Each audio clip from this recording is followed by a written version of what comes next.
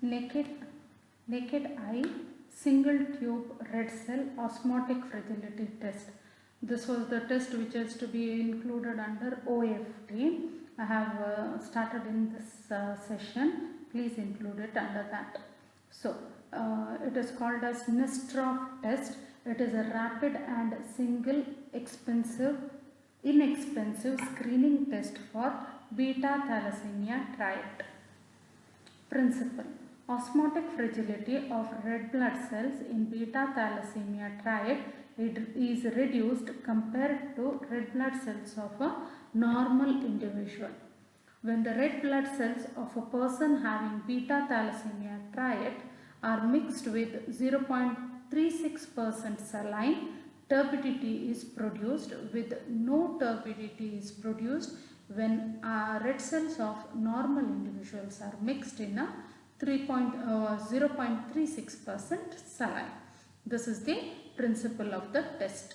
Reagents. Here we require 10% buffered saline solution with the pH of 7.4. The reagents required here are similar to that of the osmotic fragility OFT test. So I have not given the explanation for reagent. The working solution 1:10 dilution is prepared. That is 10 ml of 10% buffered saline is mixed with 90 ml of distilled water. The other reagent you require here is 0.36% saline. That is, it is prepared by mixing 36 ml of 1% buffered saline with 64 ml of distilled water.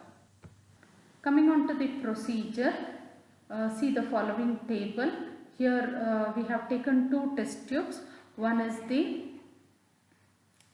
test tube and other one is the control test tube. So the following reagents are added systematically. So 0.36% saline into the test tube only. You have distilled water 2 ml into the control tube only. Now blood is added 0.02 ml to both the test tube. To the test tube you take the patient sample. To the control test tube you take the normal sample or the control sample. Now mix the tubes well and place the tubes for 30 minutes. Observe the contents of both the tubes against a white paper on which a thin black line is drawn.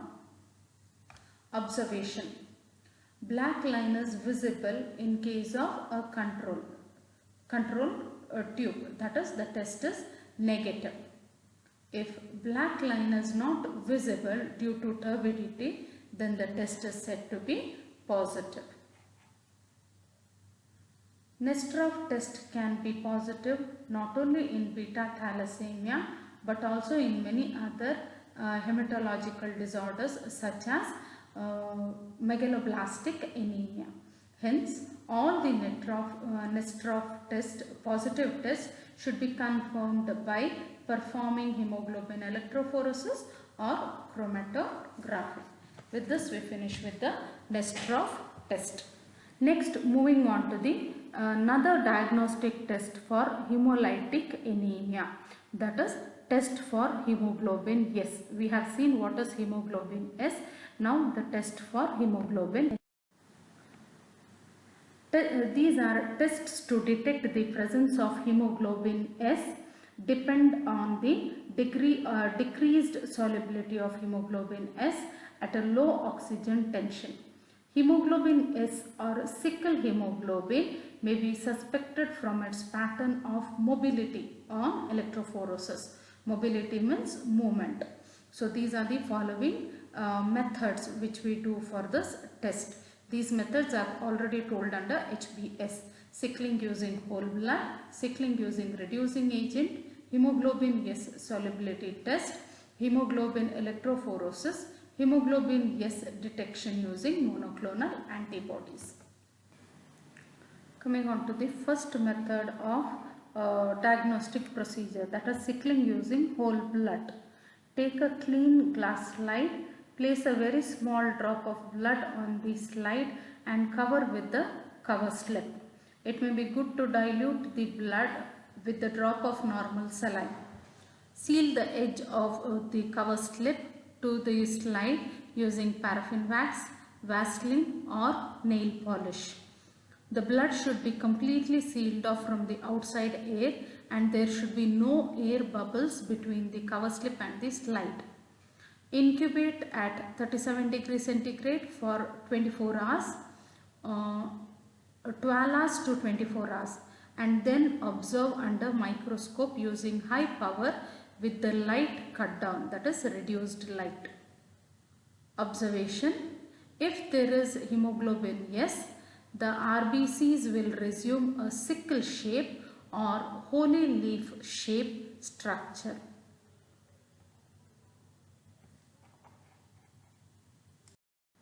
The second method is sickling using reducing agents. The sickling phenomena, which can be demonstrated in a thin wet film, can be hastened by addition of reducing agents such as sodium dithionate or sodium metabisulfate, which enhances the deoxygenation of hemoglobin. Sodium metabisulfate reduces oxygen tension, inducing the typical sickle type of cell. Now coming on to the reagents. Sodium dithionate. Dissolve 19.85 gram of sodium dithionate in 1 liter of distilled water. Prepare fresh just before use. Smaller quantity also can be prepared to avoid the wastage. Second reagent required is disodium hydrogen phosphate. 16.2 gram dissolved in 1 liter of distilled water. The working solution: mix 2 volumes of reagent 1 and 3 volumes of reagent 2 to obtain a pH of 6.8. These are the reagents required. Coming on to the procedure. Add 5 drops of freshly prepared reagent to 1 drop of anticoagulated blood. Place 2 to 3 drops of this mixture on a glass slide, cover with a cover slip and seal its edges with paraffin wax or with the Vaseline. So that the sealing is done so that air does not enter the preparation. Observe under high power with decreased light. Note: a positive control using the blood of the known HBS triad patient should always be included. This is just for the comparison. Interpretation of the result. In homozygous sickle cell disease, the RBCs assume a sickle shape almost immediately. If negative, place in incubator at 37 degrees centigrade and observe after 1 hour. If still negative, observe after 12 hours again. Next, if no sickle cells are present after 12 hours or 224 hours of incubation, then there is no sickle cell hemoglobin. The next one, hemoglobin S solubility test. Reagents required are phosphate buffer with pH 7.1, potassium dihydrogen phosphate 33.78 grams, dipotassium hydrogen phosphate 59.33 grams, white saponin 2.5 grams, water 250 ml. The second reagent required is sodium dithionate 0.1 gram. Working solution: dissolve 0.1 gram of the reagent 2, that is sodium dithionate, in 10 ml of phosphate buffer, that is reagent 1, just before use.